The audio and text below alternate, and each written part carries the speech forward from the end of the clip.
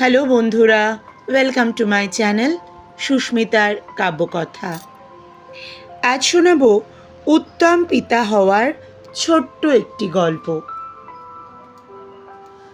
বাবা কখনো আমাকে পরীক্ষায় ফার্স্ট হওয়ার জন্য জোরাজুরি করেননি। তিনি শুধু বুঝতে চেয়েছেন স্কুলে আমি নতুন কিছু শিখতে পারছি কিনা। প্রত্যন্ত পল্লী গ্রামের এক অখ্যাত স্কুলে আমার শিক্ষা জীবন শুরু হয়। তখন আমরা গ্রামের বাড়িতেই থাকতাম। বাবা মফস্বল শহরের কলেজে অধ্যাপনা করতেন। ক্লাস 2তে ফাইনাল পরীক্ষায় আমি থার্ড হই। এতে মা ভয়ানক রেগে যান। ফার্স্ট হতে না পারার জন্য তিনি আমাকে ঢোল কলমি, যেটা এক ধরনের ছোট গাছ, সেটি দিয়ে ভালো রকম উত্তম মধ্যম দেন। শহরের মানুষরা এই ব্যাপারটা বুঝবে না। গ্রামে এই ঢোলকলমি দিয়ে আগেকার দিনে বাচ্চাদের ভালো মতো পেটানো যেত। তো সেই ঢোলকলমি দিয়ে মা উত্তম মধ্যম দিলেন। সন্ধ্যায় বাবা যখন বাড়িতে ফিরলেন তখন আমি বালিশে মুখ গুঁজে কাঁদছি। তিনি আমাকে কাছে ডেকে মাথায় হাত বুলিয়ে বললেন, পরীক্ষায় ফার্স্ট হতে পারা বা না পারার মধ্যে জীবনের সার্থকতা নির্ভর করে না। একজন মানুষের সফল বা ব্যর্থ হওয়া যতটা না তার মেধার উপর নির্ভর করে, তার চেয়ে বেশি নির্ভর করে তার দৃষ্টিভঙ্গির ওপর।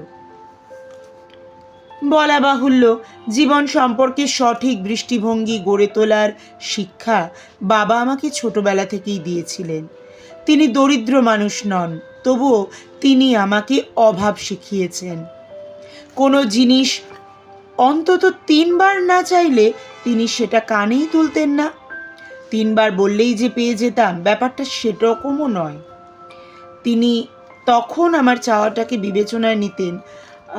তখন বাবার উপর খুব রাগ হতো। এখন আর হয় না, কারণ এতদিন আমি বুঝে গেছি তিনি ইচ্ছে করেই এমনটা করতেন। তিনি সব সময় বলতেন, চাইলেই সব কিছু পাওয়া যায় না, সব কিছু পাবার দরকারও নেই। চাওয়া মাত্রই যে সব ছেলে মেয়ে সব কিছু পেয়ে যায়, বেশিরভাগ ক্ষেত্রে তারা মানুষই হয় না। এখন আমার কাছে মনে হয় ছোট ছোট না পাবার অতৃপ্তি মানুষের মধ্যে বড় কিছু পাবার ইচ্ছা শক্তি জাগিয়ে তোলে। কোনো কিছু চাইতেই পেয়ে যাবার পর আমাদের মস্তিষ্ক স্যাটিসফাইড হয়ে যায়, আর যখন আমরা সেটা পাই না তখন আমাদের মধ্যে এক ধরনের অস্বস্তি জন্ম নেয়।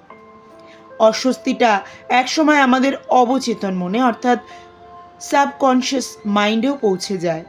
তারপর সেখানে ঘাপটি মেরে বসে থাকে।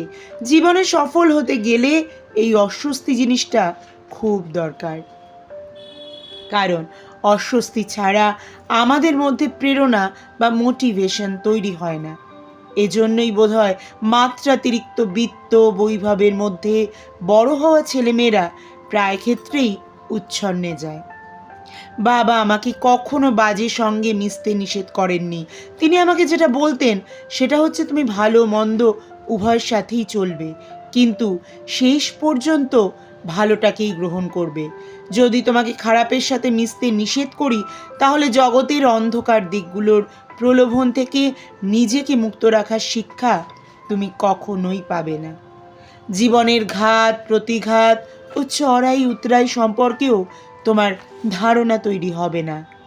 এটা শেষ পর্যন্ত তোমার ক্ষতির কারণ হতে পারে। তাই কলেজ জীবনে আমার বন্ধুরা যখন লেটেস্ট মডেলের বাইক হাঁকিয়ে মেয়েদের কমন রুমের সামনে এসে সানগ্লাস খুলে দাঁড়াতো, তখন আমার মনে এতটুকু ঈর্ষা দানা বাঁধত না। আসলে ইংলিশ মিডিয়াম স্কুল, বিলাসবহুল গাড়ি, দামি ফ্ল্যাট, ডাইনিং টেবিল ভর্তি খাবার, নামি ব্র্যান্ডের ফোন, এসব দিয়ে সন্তানকে মানুষ করা যায় না।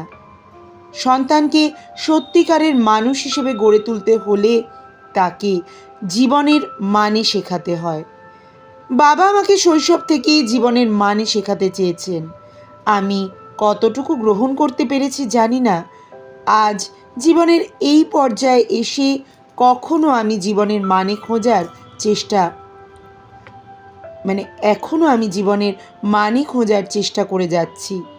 আমার কাছে জীবন মানে পৌষের সকালে শিশির ভেজা ঘাসে খালি পায়ে হাঁটা, ভরা বর্ষায় ডিঙি নৌকা করে খালে বিলে ঘুরে বেড়ানো, হলুদ সরিষা ক্ষেতের আড়ালে চুপচাপ দাঁড়িয়ে থাকা, পরন্ত বিকেলের ঝিরঝিরি হাওয়ায় মাঠ দাপিয়ে ঘুড়ি ওড়ানো, নদীর তীর অসাড় করে ফেলা ঘন কুয়াশা, বাঁশবাগানে জোনাকির মিটিমিটি আলো, উথাল পাতাল জ্যোৎস্না রাতের পুকুরঘাট, আঁধার করে আসা এক টানা বৃষ্টি, আপনজনদের সাথে কাটানো সুন্দর একটা সন্ধ্যা, এগুলোই আমার কাছে জীবনের মানে।